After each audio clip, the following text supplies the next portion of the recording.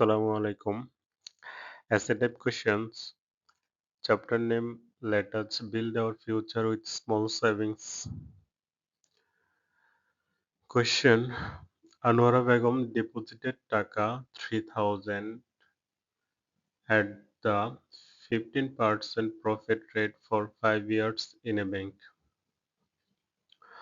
অর্থাৎ আনোয়ারা বেগম 15% বার্ষিক মুনাফায় ব্যাংকে ৩,০০০ টাকা জমা রেখেছে ৫ বছরের জন্য। প্রথম কোশ্চেনটা হচ্ছে what is the simple profit of 5 years? অর্থাৎ ৫ বছরের সরল মুনাফা নির্ণয় করো। মানে ৫ বছরের সরল মুনাফা কি হবে? সেকেন্ড কোশ্চেনটা হচ্ছে what is the compound profit of 5 years? ৫ বছরের চক্রবৃদ্ধি মুনাফা বা যৌগিক মুনাফা কত হবে? সলিউশন করা যাক। সলিউশন এ আমাদের দেখো এখানে কি কি দেওয়া আছে। Here principal P is equal to 3,000 টাকা। The principal is equal to 3,000 টাকা। এটা হচ্ছে মূলধন বা আসল। এটাকে P দ্বারা প্রকাশ করা হয়।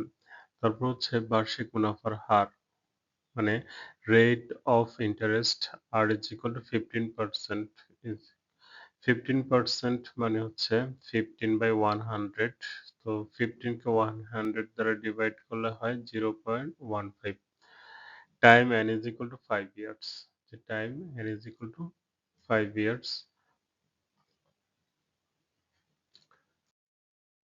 We know simple profit I is equal to PRN. Simple profit এর ফর্মুলাটা হচ্ছে I is equal to PRN যেখানে P is equal to 3,000 into R is equal to 0.15 যেটা আমরা একটু আগে পেয়েছি আর N এর ভ্যালু হচ্ছে 5 তো 3,000 and 0.15 and 5 মাল্টিপ্লিকেশন করলে আমরা পাই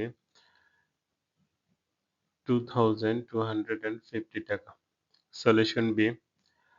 Here principal P is equal to 3,000 টাকা। Rate of interest R is equal to 0.15 মানে 15% is equal to 15/100 is equal to 0.15. Time N is equal to 5 years. We know compound profit. Compound profit এর ফর্মুলাটা হচ্ছে C is equal to P into 1 plus R whole to the power N minus 1. এখানে আমরা যে ফর্মুলাটা দেওয়া আছে সেখানে উপরের যে মানগুলো পাইছি প্রত্যেকটার মান এখানে বসিয়ে দিই। তো P এর ভ্যালু হচ্ছে 3,000, 1 এর 1, R এর ভ্যালু 0.15, N এর ভ্যালু 5 minus 1 এটা পুরোটা ক্যালকুলেটরে ক্যালকুলেশন করলে আসবে 334.0716 টাকা। তো আজকে এ পর্যন্তই। ধন্যবাদ সবাইকে।